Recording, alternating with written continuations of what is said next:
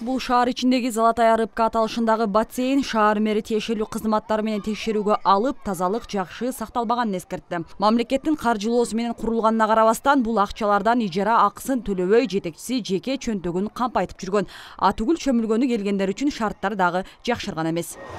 Күнүнө 2 миллион сом акча таап атасың. А сен мына 3 жылга 300 миң сом акча төкпөй атасың. Күнүнө 20 миң сомдон күнүнө 20 миң сомдон тапкан адам мына 1 жылына 100 миң сом төкпөй атасың. Бул эмне деген сөз? Бул жеке менчик. Өзүңөр курдуңар. Ош шаарында 10го жакын бассейн бар. Алардын дээрлик баарында тазалык толук камсыздалбаганын тургундар айтышат. Айрыкча суусу убагында алмашылбай жатканы аларды нааразылууда. Атүгүл сырттан келген коноктор да санитардык абалдын начардыгына иренжишет. Бассейнге баралы деп даярданып келгенбиз. Анан эжемдин неберелердин беттерин баары жара болуп кетиптир. Ошончо акча алгандан кийин жакшы шарт кылыш керек, тазалаш керек. Жанагындай немелерди дезинфекция кылыш керек да. Андай шарт жок экен. Анысынан биз макул болгон жокпуз, биз да суга түшкөн жокпуз, барган жокпуз. Ошо жараша акчасына жараша шарты болуш керек да. Шартты түзбөй туруп акча алган туура эмес болуп калат да. Элди нааразы кылып коет.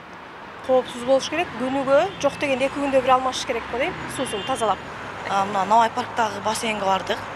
Ошо куткаруучулар жок экен. Детский бассейн кир экен. Мисалы, кээ бирде барганыңда мындай суунун түсү өзгөрүп калат. Мындай түшүүгө невозможно болуп калат да. Ар кандай. Эми жакшы же жаман дей албайбыз. Шаар бийлиги тарабынан чөмүлүүчү жайлар боюнча атайын комиссия түзүлүп, жеринен текшерүүгө алышкан. Маселен, Планета, Акбура сыяктуу бассейндерде коопсуздук, санитардык талаптар чын эле аткарылбаганын аныкташкан. Бирок аталган жайлар ишмердүүлүгүн жүргүзүп жатышат. Комиссия кемчиликтерди тез арада жоюу боюнча тапшырма берилгенин маалымдайт. Эгерде жакынкы күндөр аткарылбаса, жетекчилердин укугуна чектөө киргизиле турган болууда. Бүгүнкү күндө мисалы Большая рыбка бассейнинин укугу уже токтотулду. Башкаларына да ошондой эскертүүлөр берилди.